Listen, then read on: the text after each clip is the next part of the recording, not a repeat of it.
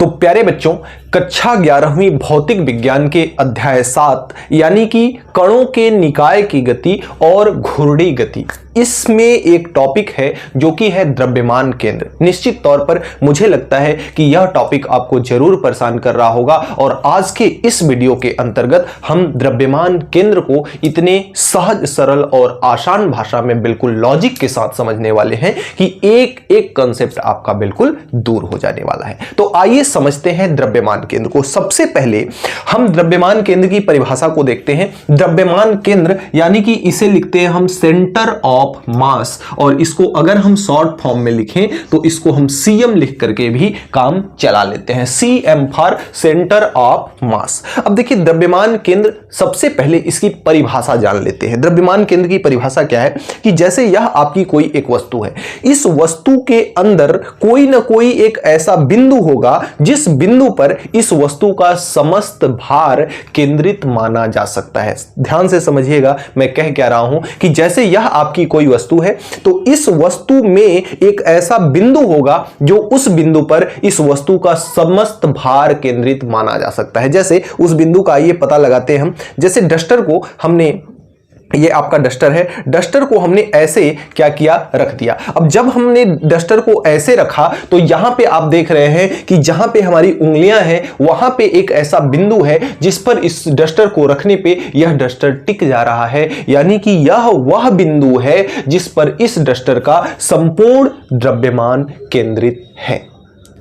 क्योंकि हम अगर यहां पे लगा के उंगलियों को लगाते हैं तो यह डस्टर गिरेगा, अगर हम उंगलियों को यहां लगाते हैं तो यह डस्टर रुकेगा नहीं बल्कि गिरेगा। लेकिन इस डस्टर पे उंगलियां हमने यहां पे लगाया तो यह डस्टर पूरी तरह से क्या हो गया, संतुलन की अवस्था में आ गया। तो इस किसी भी वस्तु का वह बिंदु जहां पर उस वस्तु का संपूर्ण भार, संपूर्ण द्रव्यमान केंद्रित माना जा सकता है, उस बिंदु को हम क्या कहते हैं, द्रव्यमान केंद्र कहते हैं। उस बिंदु को हम क्या कहते हैं, द्रव्यमान केंद्र कहते हैं। तो ये द्रव्यमान केंद्र की आपकी क्या हो गई, यह द्रव्यमान केंद्र की आपकी क्या हो गई परिभाषा। अब हेडिंग लगाइएगा, द्विकण निकाय का द्रव्यमान केंद्र। क्या क्या हमने बताया, तो हमारा जो टॉपिक है वह है द्विकण निकाय का द्रव्यमान केंद्र, यानी कि दो कणों का आपका कोई एक निकाय है, कोई एक सिस्टम है, उसका आपको ज्ञात करना है द्रव्यमान केंद्र। सबसे पहली चीज, आपने एक बात पढ़ी होगी पिछली क्लासों में जिसका नाम क्या है, संवेग। जिसका नाम क्या है, संवेग। यानी संवेग को हम P से डिनोट करते हैं। P बराबर होता है m इंटू भी। जब वस्तु गति की अवस्था में हो तो संवेग को हम क्या लिखते हैं, P इंटू m इंटू भी। और यदि कोई वस्तु रुकी हुई है, यदि कोई वस्तु रुकी हुई है, यानी कि अगर उसके स्थिति सदिश के साथ, उसके विस्थापन के साथ मूल बिंदु के सापेक्ष अगर आपको संवेग लिखना है तो उस संवेग को आप लिखेंगे, उस संवेग को आप लिखेंगे द्रव्यमान इंटू मूल बिंदु से दूरी, मूल बिंदु से दूरी। देखिए अभी आप समझते चलिएगा, मैं एक एक बात को लिंक करूंगा, आपको बिल्कुल बेहद आसान सी भाषा में समझ में आएगा। अगर आपका कोई वस्तु गतिमान है, उसका संवेग लिखना है, यानी आपके पास अगर वस्तु का वेग दिया हुआ है और उसका संवेग लिखना है तो द्रव्यमान में वेग का गुणा करते हैं तो संवेग आता है। लेकिन अगर आपके पास वेग नहीं दिया है, वस्तु की स्थिति मूल बिंदु से अगर वस्तु की दूरी दी हुई है और उसका संवेग लिखना है तो द्रव्यमान इंटू हम मूल बिंदु से दूरी का क्या करते हैं, गुणा करते हैं। द्रव्यमान में मूल बिंदु से दूरी का गुणा करते हैं तो हमें क्या प्राप्त होता है, संवेग प्राप्त होता है। जैसे मान लेते हैं कि एक बिंदु यहां पे P है जिसका द्रव्यमान कितने का है, 5 kg का है, जिसका द्रव्यमान कितने का है, 5 kg का है। और यहां पे सपोज कीजिए कि यहां पे मूल बिंदु 0,0 है और यहां से इसकी दूरी कितनी दी हुई है, 10 मीटर। कितनी दी हुई है, 10 मीटर दी हुई है। अब इसका अगर आपको P लिखना हो तो हमने क्या बताया, द्रव्यमान। तो द्रव्यमान कितना है आपका, 5 kg है, इंटू इसकी मूल बिंदु से दूरी, मूल बिंदु से कितनी दूरी दी हुई है, 10 मीटर दी हुई है। तो P बराबर आपका हो जाएगा 5 kg और 5 इंटू 10 कितना हो जाएगा आपका 50 kg इंटू मीटर के जगह पे हम क्या लिख लेते हैं, किलोमीटर लिख लेते हैं, ज़्यादा आसान रहेगा। मीटर के जगह पे हम क्या लिख लेते हैं, मीटर ही रहने देते हैं, केजी प्रति केजी इंटू कितना आ जाएगा आपका, मीटर आ जाएगा संवेग। तो इतनी बात आपको आनी चाहिए कि यदि आपका वेग दिया हो, वेग के साथ अगर संवेग लिखना हो तो द्रव्यमान में वेग का गुणनफल करेंगे, और यदि आपके पास मूल बिंदु के सापेक्ष वस्तु की स्थिति दी हुई हो, मूल बिंदु के सापेक्ष वस्तु की दूरी दी हुई हो, तो उसका संवेग हम कैसे लिखते हैं? द्रव्यमान में मूल बिंदु के सापेक्ष दूरी का गुणा करते हैं। अब हमारा जो टॉपिक है ध्यान से समझिएगा कि वह है द्विकण निकाय का द्रव्यमान केंद्र, यानी दो कणों का आपका निकाय है, उसका आपको द्रव्यमान केंद्र ज्ञात करना है। सबसे पहली कंडीशन हम ये लेते हैं कि आपका जो कण है वह x अक्ष पे है, केवल किस पे है? x अक्ष पे है, तो ये y अक्ष हो गया और ये क्या हो गया? x अक्ष, और ये आपका मूल बिंदु कितना हो गया? 0,0। अब यहां से हम मान लेते हैं कि यहां पर एक बिंदु है जिसका द्रव्यमान है m1 और यहां पे एक बिंदु है जिसका द्रव्यमान है आपका m2। दूसरी बात कि यहां से मूल बिंदु से इसकी जो दूरी है वह है x1 और मूल बिंदु से इसकी जो दूरी है वह है आपकी x2।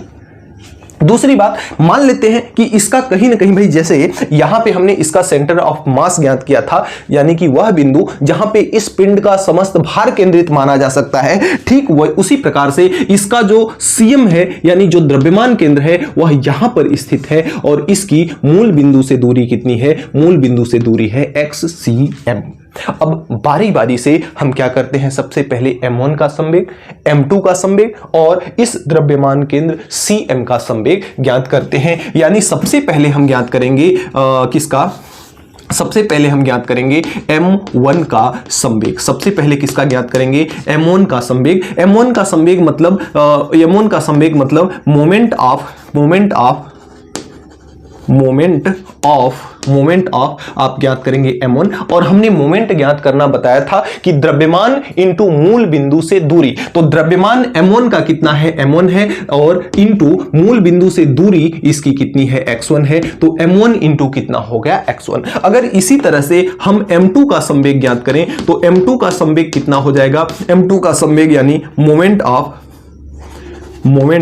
ऑफ किसका? m2, moment of m2। तो m2 का द्रव्यमान कितना है? इसका द्रव्यमान है m2 इंटू इसकी मूल बिंदु के सापेक्ष दूरी कितनी है? आपकी x2 है। तो m2 इंटू कितनी हो जाएगी? x2। अगर इसी प्रकार से हम cm का संवेग लिखें तो यहां से हम लिखेंगे कि cm का संवेग और cm का संवेग अगर लिखें तो ये आपका हो जाएगा मोमेंट ऑफ cm। तो मोमेंट ऑफ cm क्या लिखेंगे? इसका द्रव्यमान, सेंटर ऑफ मास का द्रव्यमान। देखिए, सेंटर ऑफ मास का अगर हम द्रव्यमान लिखना चाहें तो सेंटर ऑफ मास का जो द्रव्यमान होगा वह सभी कणों के द्रव्यमानों के योग के क्या होगा? बराबर होगा। क्योंकि आप जानते हैं कि द्रव्यमान को हम एक बिंदु पर केंद्रित मान सकते हैं, यानी कि उस कण का, जैसे अगर ये डस्टर आपका इस बिंदु पर आकर के ठहर रहा है तो इस डस्टर के अंदर जितने भी कण हैं उनका भार इसी बिंदु में निहित है। यानी कि इसको आप लिख सकते हैं, इसके द्रव्यमान को, cm के द्रव्यमान को लिख सकते हैं m1 प्लस का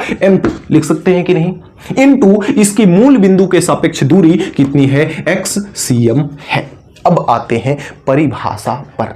अब अगर हम द्रव्यमान केंद्र की परिभाषा से देखें तो परिभाषा आपकी क्या कहती है?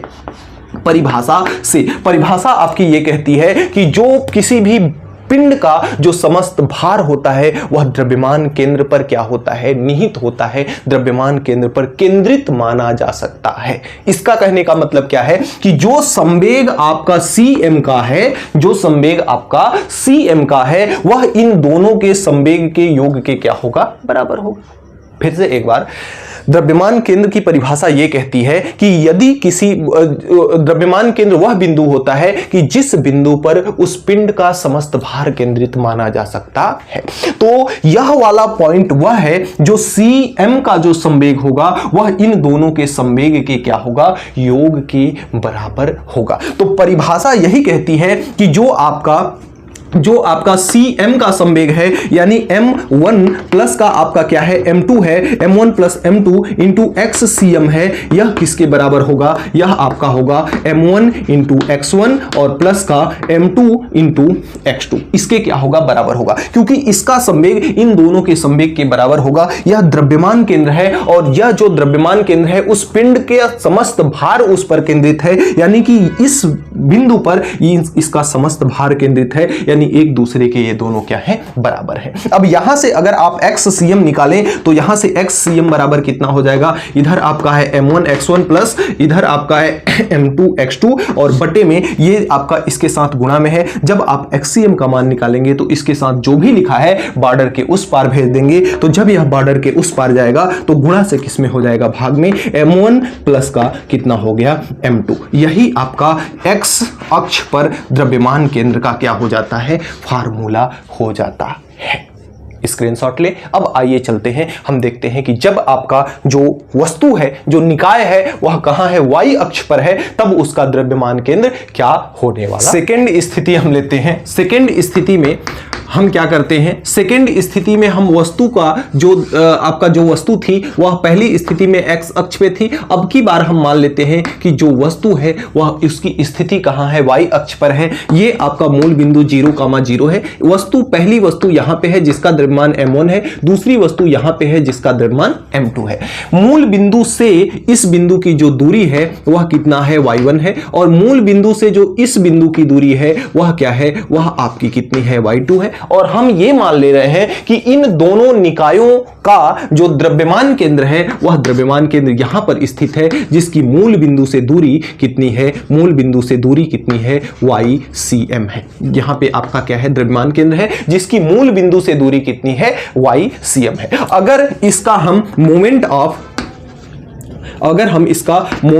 क्या लिखें, मोमेंट ऑफ M1 लिखें, तो मोमेंट ऑफ M1 कैसे लिखते हैं, M1 का द्रव्यमान इंटू इसकी मूल बिंदु से दूरी कितनी है, Y1, मूल बिंदु से दूरी कितनी है, Y1। अगर यहां पे हम मोमेंट ऑफ यानी कि संवेग लिखें किसका, M2 का, तो ये आपका हो जाएगा M2 का द्रव्यमान इंटू मूल बिंदु से इसकी दूरी कितनी है, Y2 है। अगर यहीं पे हम लिखें आपका मोमेंट ऑफ अगर CM लिखें तो मोमेंट ऑफ CM क्या हो जाएगा, दोनों कणों का द्रव्यमान कितना हो जाएगा, M1 प्लस का कितना, M2, और इनटू इसके बीच की दूरी कितनी है, YCM है, तो इनटू क्या हो जाएगा, YCM हो जाएगा। कितना हो जाएगा, YCM हो जाएगा। अब अगर हम द्रव्यमान केंद्र की परिभाषा से देखें तो द्रव्यमान केंद्र की परिभाषा क्या कहती है, द्रव्यमान केंद्र की परिभाषा यह कहती है कि द्रव्यमान केंद्र वह बिंदु होता है जिस पर पिंड का समस्त भार को केंद्रित माना जा सकता है। तो जो द्रव्यमान केंद्र का संवेग होगा वह इन दोनों के संवेग के बराबर होगा, यानी कि यहां से परिभाषा से हम इसको लिख सकते हैं कि जो आपका M1 प्लस का आपका M2 और इनटू क्या है, YCM है, इनटू क्या है आपका YCM है, यह इक्वल टू होगा किसके, M1 into Y1 plus M2 into Y2 के।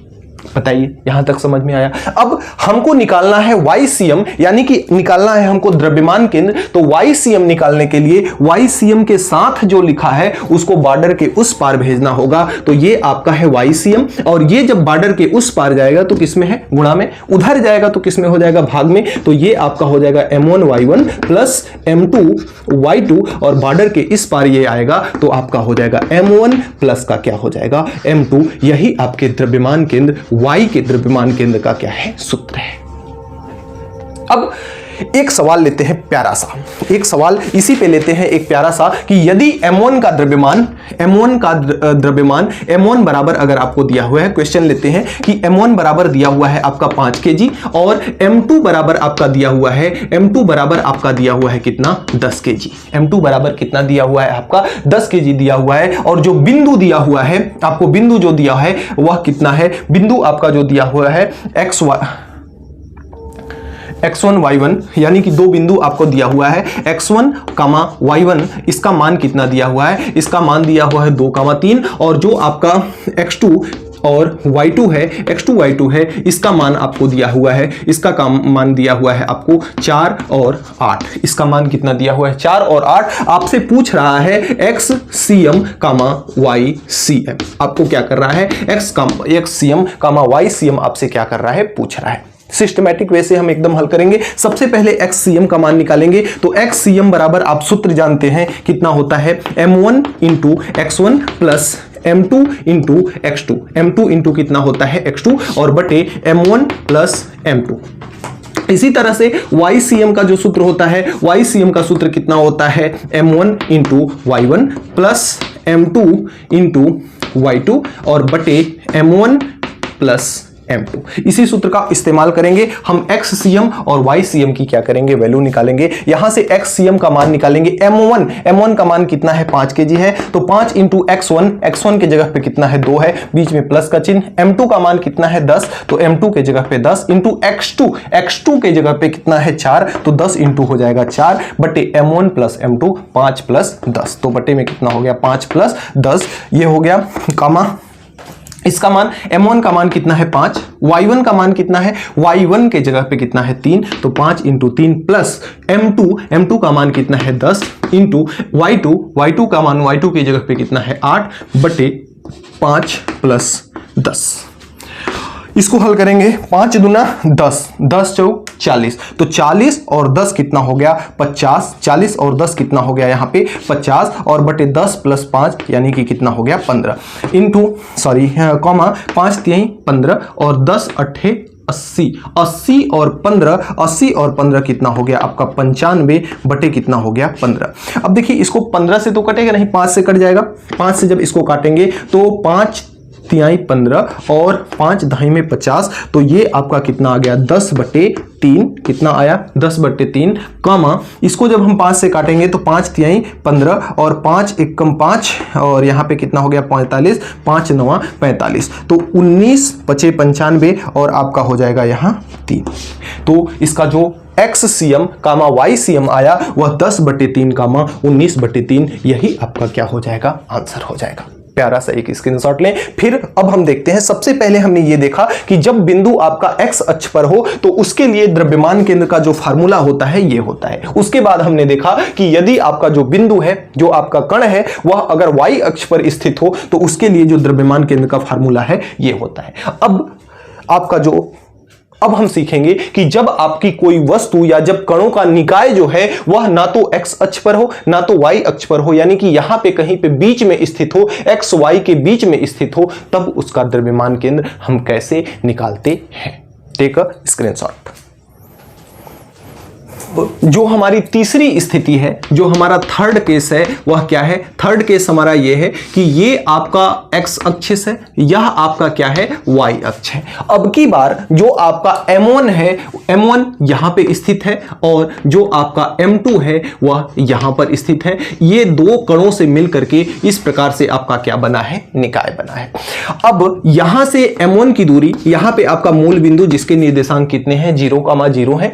अगर हम m1 की स्थिति सदिश देखें, बिंदु m1 का स्थिति सदिश देखें, तो इसे हम r1 वेक्टर से प्रदर्शित करते हैं। किससे प्रदर्शित करते हैं, r1 वेक्टर से। और यदि हम m2 का स्थिति सदिश देखें तो m2 के स्थिति सदिश को हम r2 वेक्टर से क्या करते हैं, प्रदर्शित करते हैं। अगली बात, हमने ये माना कि यहां कहीं पर स्थित है आपका cm यानी सेंटर ऑफ मास, और जिसकी इस मूल बिंदु से दूरी, मूल बिंदु के सापेक्ष जिसकी दूरी कितनी है, RCM है, जिसकी दूरी कितनी है, RCM है। अब हम यहां पे सबसे पहली चीज क्या लिखेंगे, सबसे पहली चीज हम लिखेंगे ये आपका m1 है।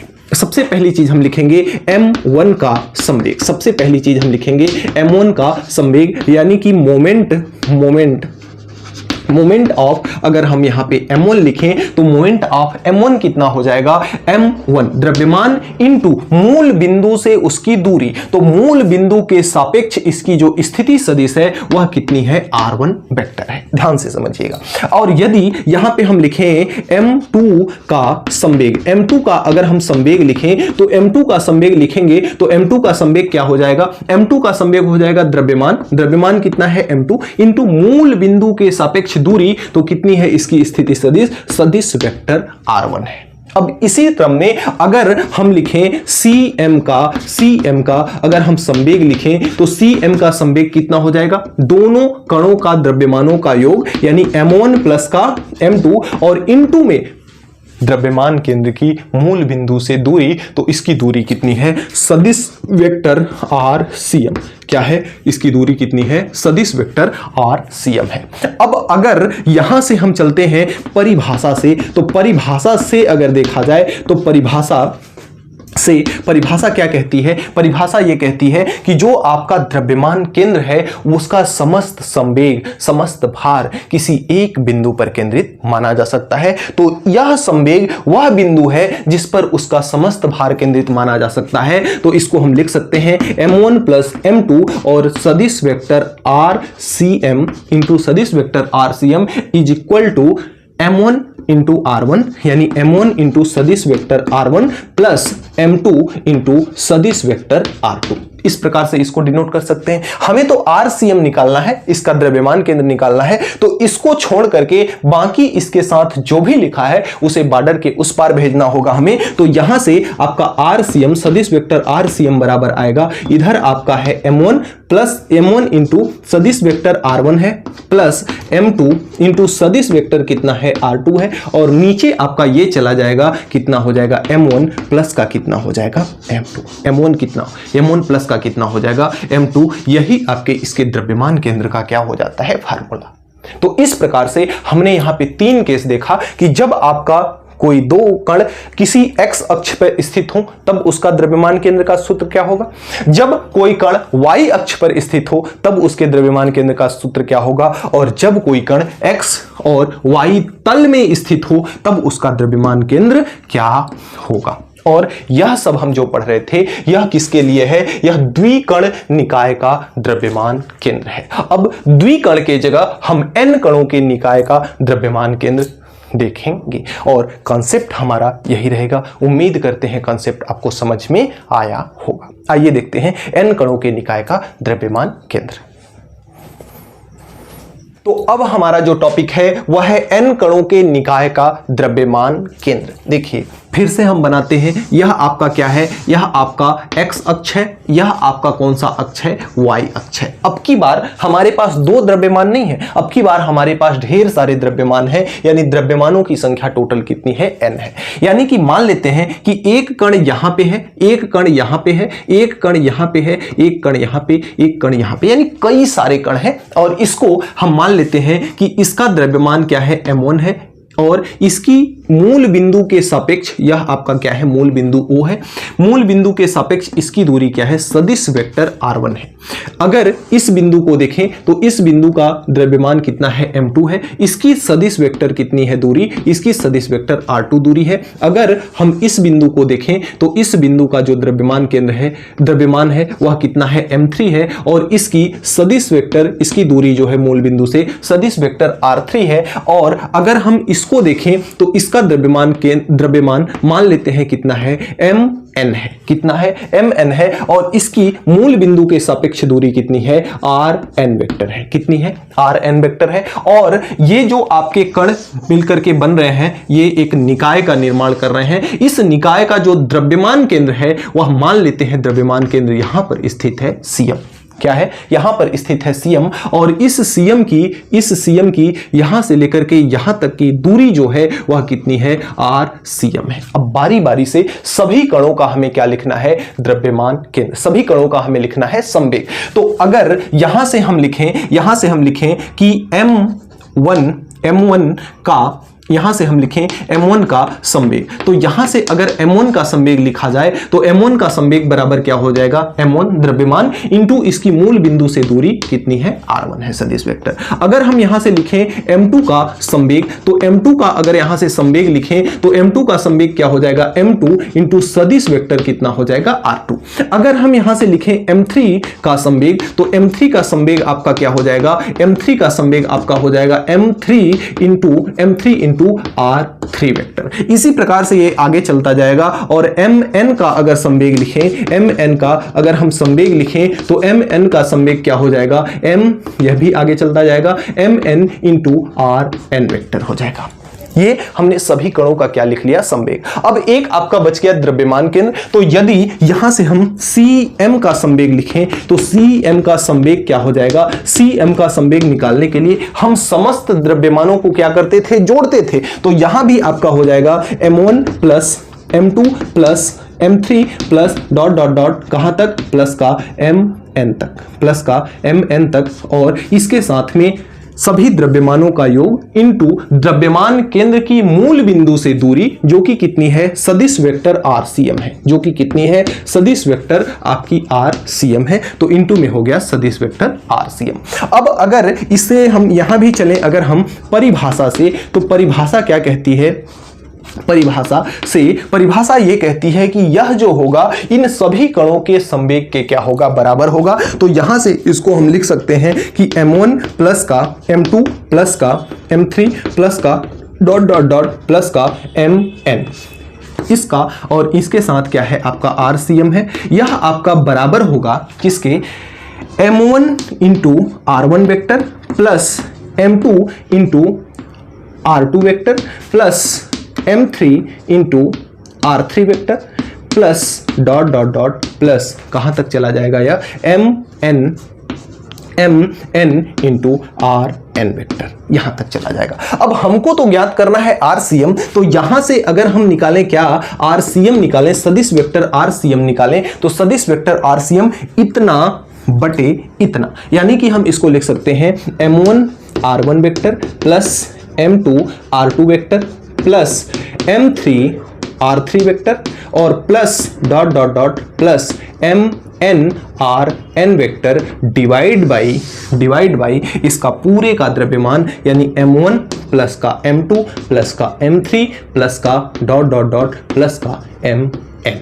अब यह जो हमारा फार्मूला आया, यह n कणों के द्रव्यमान केंद्र का फार्मूला हमारे पास प्राप्त हो चुका। अब इस फार्मूले को हम गणितीय रूप में कैसे लिखें भाई, यहां पे हमने 3 द्रव्यमान लिया है, n द्रव्यमान लिया है टोटल। अब इसको हमने गणितीय रूप में क्या करना है, लिखना है। अगर हम गणितीय रूप में RCM का मान लिखें, गणितीय रूप में यहां से हम लिखें क्या, RCM, तो RCM बराबर क्या हो जाएगा, यह देखिए सभी का क्या किया जा रहा है, योग किया जा रहा है। और योग में हम क्या लिखते हैं, योग के लिए हम बनाते हैं सिग्मा, योग के लिए हम क्या बनाते हैं, सिग्मा। ध्यान से समझिएगा, यहां पे क्या है, m1 R1 है, तो यहां पे लिखते हैं MIRI, क्या लिखते हैं, MIRI। अब I यहां पे कहां से शुरू हो रहा है, यह I आपका 1 से शुरू हो रहा है। कहां से शुरू हो रहा है, 1 से शुरू हो रहा है, जा कहां तक रहा है, n तक, तो I बराबर 1 और ऊपर में लिखते हैं n तक, यानी कि I आपका 1 से लेकर के 1 2 3 4 5 6 7 8 कहां तक जा रहा है, टोटल n तक जा रहा है। तो ऊपर वाले को हमने इस प्रकार से लिख दिया।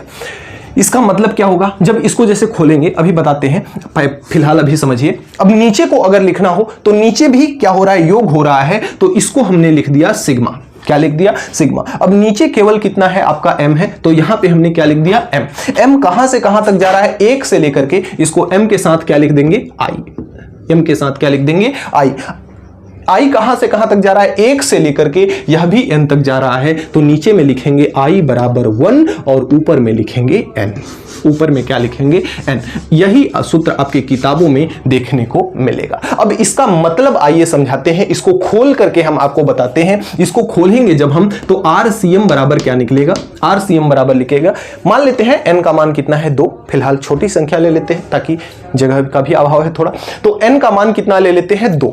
अब इसको हम खोलेंगे कैसे, यहां पे लिखा है MIRI, तो इसमें लिखेंगे हम m और r, I के जगह पर हम मान सबसे पहले कितना रखना है, 1, तो m1 R1 कितना हो जाएगा, m1 R1, r के ऊपर वेक्टर जरूर लगा दीजिए, m1 इंटू R1। अब सिग्मा का मतलब होता है योग, तो इसके बाद हमको क्या लगाना है, योग। उसके बाद हमें m1 R1 तो लिखना, m और r तो लिखना ही है, m और r, 1 हमने लिख लिया, 1 के बाद क्या आता है, 2, तो ये आपका हो जाएगा m2 और सदिश वेक्टर R2। ठीक है, ऊपर का हो गया, मान लेते हैं हम n को 2 ही तक रखे हैं मान, और नीचे का कितना लिखें, नीचे का केवल आपका लिखा हुआ है m, तो यहां पे आप क्या लिख दीजिए, m, क्या लिख दीजिए, m। अब m का मान कहां से चल रहा है, I से, तो m इसके जगह पे क्या लिख दीजिए, 1। इसके बाद यहां पे क्या लिखा है आपका, सिग्मा है, सिग्मा का मतलब होता है योग और योग का मतलब होता है जोड़, तो ये क्या हो गया आपका प्लस। उसके बाद फिर से आप m लिखेंगे, फिर से आप m लिखेंगे, और 1 के बाद क्या आता है, 2, और n का मान कितना है, 2। तो इस प्रकार से आप इस सूत्र को क्या कर सकते हैं, खोल सकते हैं। इस प्रकार से इस सूत्र को आप क्या कर सकते हैं, खोल सकते हैं। जहां पे भी किसी भी प्रकार की कोई कंफ्यूजन रह जाती है, वीडियो को आपको पॉज करना है और वीडियो को फिर से रिवर्स करके आपको देख लेना है। अब इंपॉर्टेंट 2-4 केस के बारे में इसमें डिस्कशन करते हैं, उसके बाद हम इस वीडियो को द एंड की ओर ले चलेंगे। आइए उन केस के बारे में डिस्कस करते हैं। सबसे पहले हम लेते हैं case number first. Case first लेते हैं। केस फर्स्ट में क्या है? केस फर्स्ट में आपका यह है कि यहां पे स्थित है आपका द्रव्यमान केंद्र, जिसे हम CM से डिनोट करते हैं। यहां पे है आपका M1 और यहां पे है आपका M2।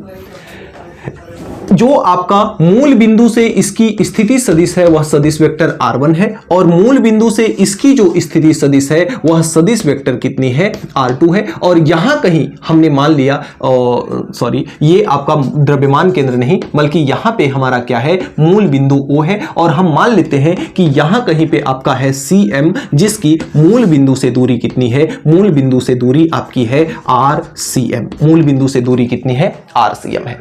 अब अगर इसके लिए हम द्रव्यमान केंद्र RCM लिखें तो RCM बराबर अभी हमने देखा था क्या लिखा हुआ था? M1 इंटू M1 की स्थिति सदिश कितना होता है? R1, और प्लस का ये आपका हो जाएगा M2 इंटू इसकी स्थिति सदिश कितनी हो जाएगी? R2, मूल बिंदु से दूरी, और बटे आपका क्या हो जाएगा? M1 प्लस का क्या हो जाएगा? M2। ये तो आपका नॉर्मल सा कंडीशन था जैसा कि हमने पढ़ा। अब दूसरे केस में, दूसरा केस हमारा केस नंबर सेकंड क्या हो जाता है? केस नंबर सेकंड हमारा ये हो जाता है कि जो यहां पे हमारा कण है यह आपका है M1 और यह कण क्या है? आपका M2।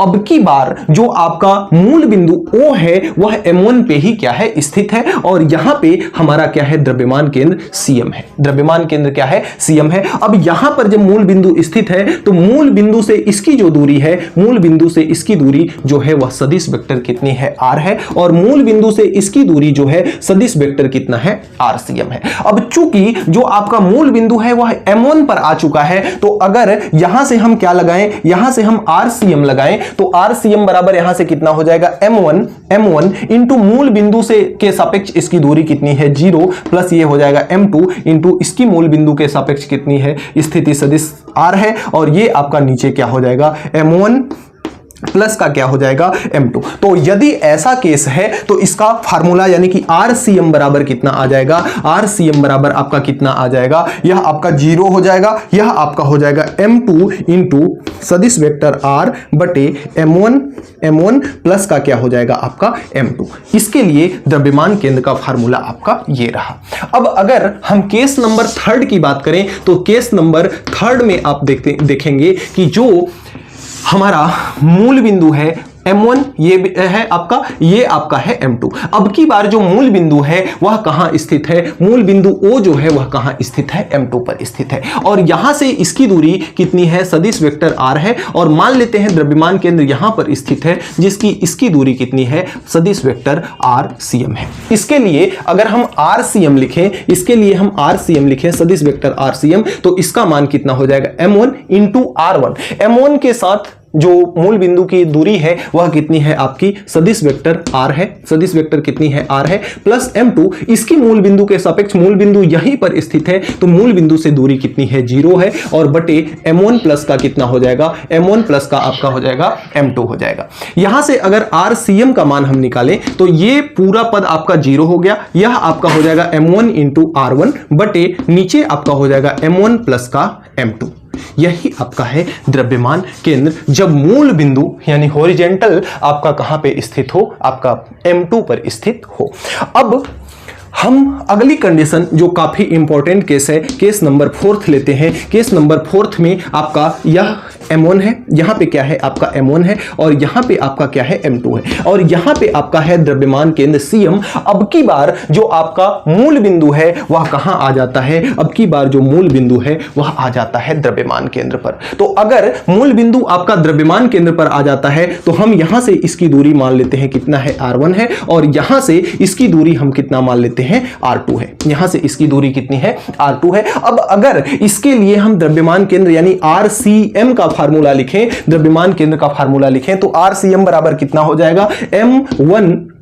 M1 into R1। M1 into कितना हो जाएगा? R1, और प्लस का आपका हो जाएगा m2 इंटू सदिश वेक्टर r2, m2 इंटू सदिश वेक्टर r2 बटे m1 प्लस का m2। अब आप देखते हैं कि RCM जो है, RCM का मान कितना है, 0 है। तो RCM के जगह पे जब 0 हो जाएगा, यह वाला पद जब इधर लेके आएंगे, एक बात और देखिए, यहां से मूल बिंदु चल रहा था, तो मूल बिंदु के अगर हम उधर जाते हैं तो प्लस में, और इधर जाते हैं तो किस में लेंगे, माइनस में। अगर मूल बिंदु के उधर जाते हैं तो प्लस में, देखिए प्लस या माइनस लेना हमारे खुद के बस में होता है।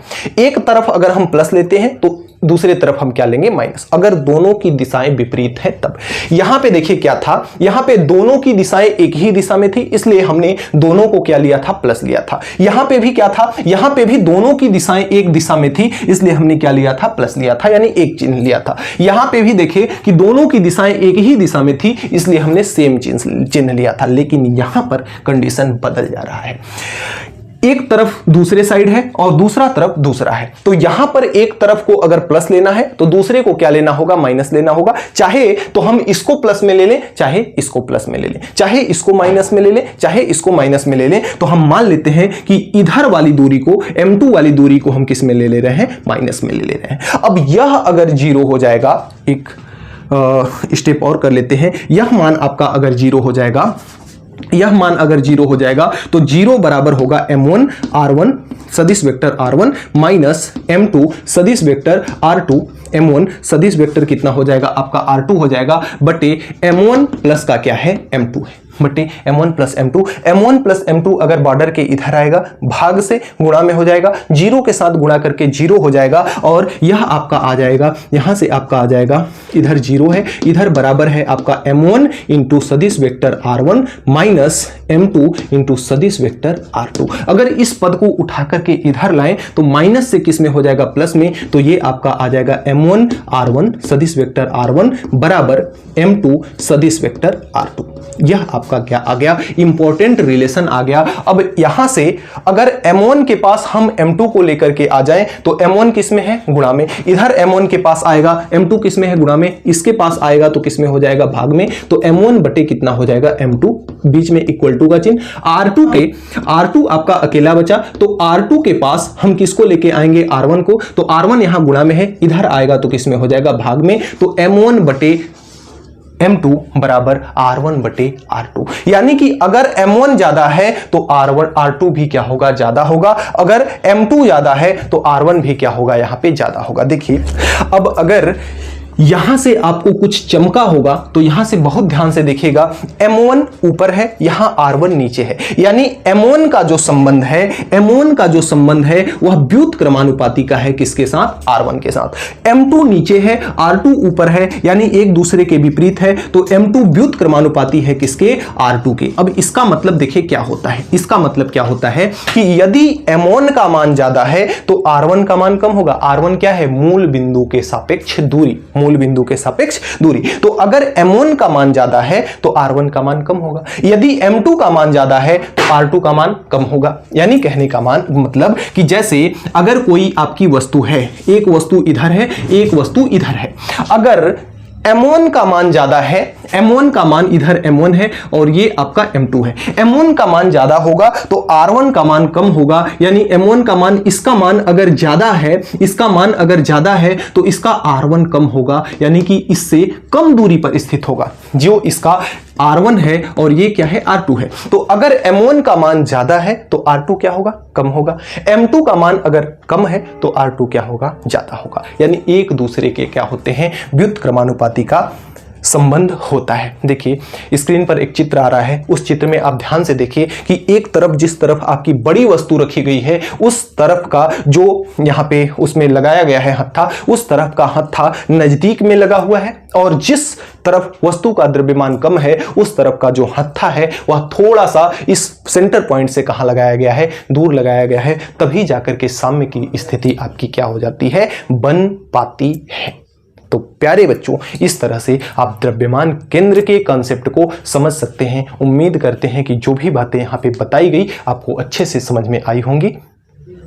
मिलते हैं नेक्स्ट वीडियो में नेक्स्ट टॉपिक के साथ। तब तक के लिए बाय बाय। और हाँ, यदि पढ़ाया हुआ अच्छा लगा होगा तो चैनल को सब्सक्राइब करके ऑल वाले बेल नोटिफिकेशन पर क्लिक जरूर कर लीजिएगा, ताकि अगली आने वाली वीडियो की अपडेट आपको सबसे पहले मिल सके। दूसरी बात, इसका जो नोट्स है वह टेलीग्राम पे आपको प्रोवाइड करा दिया जाएगा। टेलीग्राम चैनल का लिंक हमारे डिस्क्रिप्शन बॉक्स में है, वहां से जाकर के आप इसके नोट्स को देख सकते हैं और अपने नोट्स को बना सकते हैं।